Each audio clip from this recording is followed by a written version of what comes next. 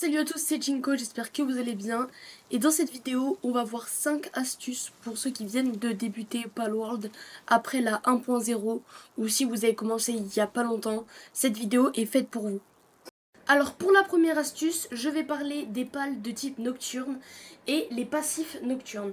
Alors si vous venez de créer votre base et que vous ne savez pas quel pal mettre ou quel bon pal vous pouvez mettre en début de jeu, mettez absolument des pals de type nocturne ou avec un passif nocturne. Alors à quoi ça sert? Comme vous voyez à mon Dualite Noct, il est de type ténèbres, donc avec le passif nocturne, enfin pas le passif, mais il a le passif de base intégré dans son type. Mais donc pourquoi faire? Car tout simplement, il ne dorment pas. Et donc il travaille la nuit et le jour. Ce qui fait que votre production est littéralement doublée. Et c'est essentiel quand vous venez de commencer pour avoir une production de malade. Pour la deuxième astuce, cela consiste à créer une ferme le plus vite possible. Alors une ferme, c'est une exploitation et ça s'obtient au niveau 5. Donc dès le début du jeu, elle est très simple à craft et je vais vous montrer maintenant quelle palle il faut mettre dans la ferme pour qu'elle soit optimisée. Alors dans la ferme, il vous faudra mettre une bigarde, une mozzarina, une chiquipi et un lamballe. C'est précisément ça et vous allez découvrir pourquoi il faut mettre eux et pas d'autres car en fait on peut mettre plein de pales dans la ferme mais c'est eux qu'il faut mettre. Pour la simple raison que c'est pile eux qui nous font un gâteau. Et pourquoi je parle du gâteau? Car c'est ce qui permet tout simplement de faire les reproductions qui est l'élément le plus important de Palworld. Et donc pour la troisième astuce, je vais vous montrer les reproductions. Et avant ça, je vais quand même vous montrer comment faire un gâteau.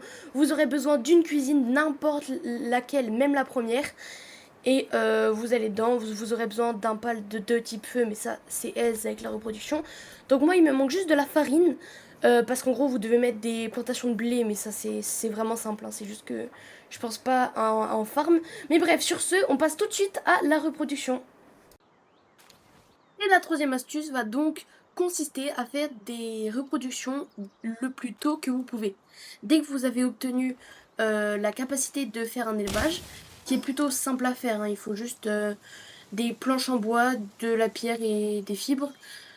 Vous pourrez créer un élevage donc, et vous voyez à l'écran, je vous donne juste une combinaison simple qui nécessite un verdache et un reptiro qui sont deux pals obtenables en début de jeu pour avoir un pal obtenable en mid-game, end-game.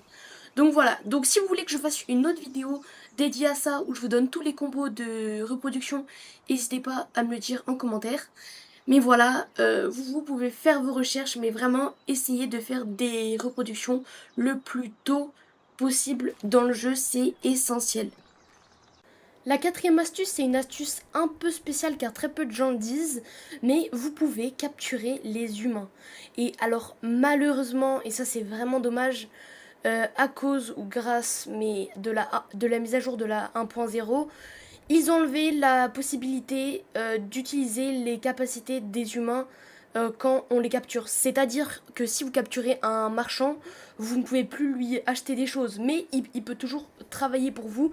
Et je vais vous montrer comment faire littéralement pour vous montrer que c'est pas patch à l'heure où je fais la vidéo et qui viennent de sortir la nouvelle mage, donc ça sera pas patch avant très longtemps, ou que il le laisse en faisant exprès, on sait pas, mais bref, regardez, je prends ma petite sphère, je la balance sur le marchand, et voilà. Et le marchand bah, est à moi, littéralement. Donc regardez, hop, voilà, je le capture, je reviens à ma base. Hop, maintenant que c'est fait, regardez, je l'ai bien dans ma boîte à pales. Donc je vais hop, hop, hop, voilà, c'est bon. Et vous voyez, en dernier, colporteur, j'ai bien le marchand dans ma boîte à pales. Donc je peux le mettre dans mon équipe ou dans mon camp, je fais comme je veux. Mais donc malheureusement, ils ont patch la possibilité, comme je vous ai dit, d'interagir avec eux, ce qui était vraiment trop cheaté avant. Mais regardez, je vais en dehors de ma base et vous voyez, je peux le mettre où je veux, mais la partie la plus intéressante qui reste encore et qui n'est pas patch, il peut travailler pour moi. Voilà, donc là je le lâche, il va travailler, voilà. Et surtout, malgré qu'il n'ait pas beaucoup de capacité, il est utilisable partout, entre guillemets, mais il a beaucoup de compétences. Et en vrai, si vous n'avez pas de bons pals et que vous avez très peu de pals de camp, si vous avez un bon PNJ, ça peut être bien. Un peu de rôle et un peu troll, mais ça peut être bien. Et pour la toute dernière astuce, c'est vraiment la plus importante, c'est d'aller dans les zones interdites dès que vous avez le moindre pal volant. Alors avec la mise à jour, je crois qu'ils ont renommé les zones interdites, mais en gros c'est les zones juste ici, voilà. Donc juste ici, qui sont en début de jeu, littéralement. Et celle-là, cette zone-là m'a énormément aidé et m'a fait avancer dans le jeu de malade. Et ça va se lier aux reproductions, car les pales obtenues font des reproductions de fou. Regarde, donc regardez, attendez, je prends mon jet dragon. Voilà, la zone elle est juste ici, donc elle est vraiment juste à côté. Hein. Elle est vraiment juste ici. Donc voilà, j'y vais. Et en gros, ces zones-là s'appellent les zones interdites car tout simplement, vous n'avez normalement pas le droit d'y aller dans le lore, donc l'histoire de Palworld. Car elles sont surveillées et c'est les zones sauvages. Donc maintenant, ils ont rendu ça un peu plus simple, c'est juste des caméras, il faut juste les esquiver, mais parfois il y a des troupes, mais c'est assez simple en vrai. Donc voilà, vous êtes juste ici. Vous pouvez y aller avec le moindre pal volant. Et donc regardez, il y a des pales qui sont obtenables normalement en littéralement fin de jeu. Enfin, milieu de jeu, fin de jeu. Ce pal là n'est absolument introuvable en début de jeu. Mais le pal qui va nous servir, nous, et la raison pour laquelle vous devez aller ici, c'est Grisbolt. Donc Grisbolt, et par exemple là, on en voit un. Lui, il est pas optionnable en début de jeu. Enfin, vraiment, tous les pals ici, faut tous les capturer si vous pouvez, car vraiment, ils sont extrêmement rares. Alors, moi, je l'ai déjà pris, mais vraiment, il faut le prendre au maximum. C'est vraiment le pal à avoir et qui nous facilite de malade en début de jeu. Et voilà.